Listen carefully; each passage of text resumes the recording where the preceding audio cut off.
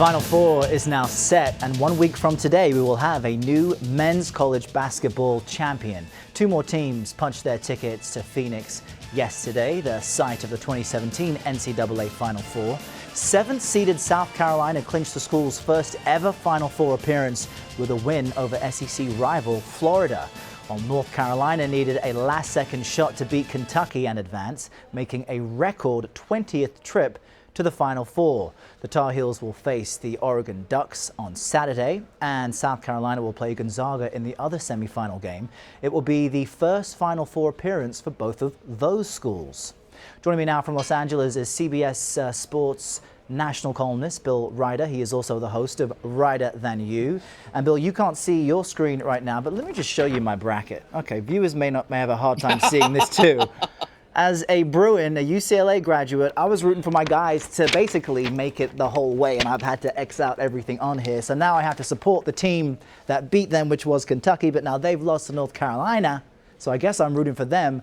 So tell me about what you think about that unbelievable finish in the Kentucky-UNC game.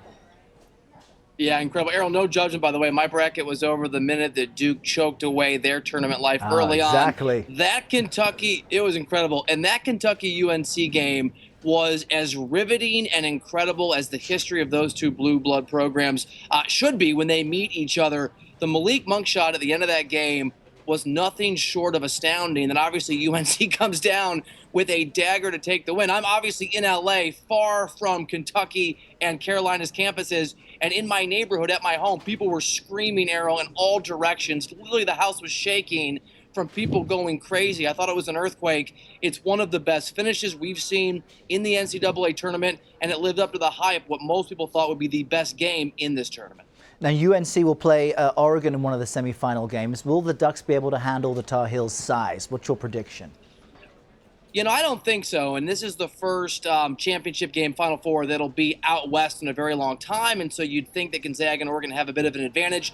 But the fact that the Ducks lost Chris Boucher for the season, their primary shot blocker, their rim protector, is going to be a big problem, especially because UNC, they are by far the most athletic team left in the tournament, one of the most athletic teams in college basketball this year. I think the Tar Heels, raw power, size, athleticism would be too much for Oregon, especially with Boucher not there to be somewhat of a counterweight. And what do you make of the other side of the bracket? It's a completely, opposite situation. Two teams who have never been in this situation before in a Final Four. What's your prediction on the Gonzaga-South Carolina matchup?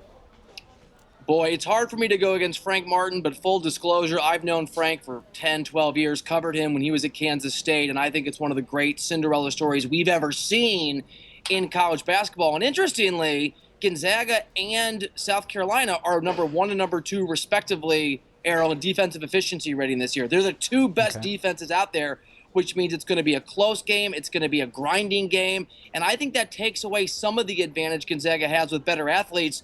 I actually think the momentum and the remarkable story that is South Carolina's unprecedented run continues in a close dogfight. I like Frank Martin's Gamecocks.